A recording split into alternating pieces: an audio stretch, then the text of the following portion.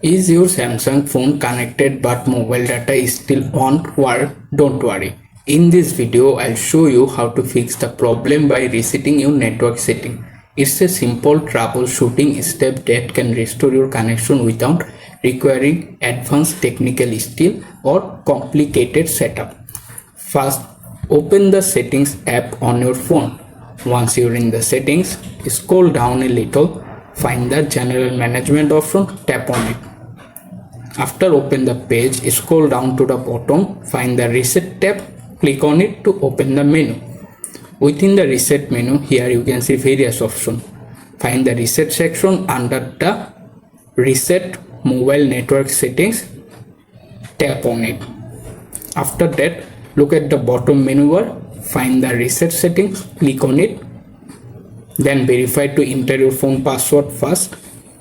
After you verifying it complete, look for the bottom and finally tap on reset. And that's it. Your mobile data fixed. If this guide helped restore your mobile data, leave a like and subscribe for more Samsung troubleshooting guide and practical smartphone tips.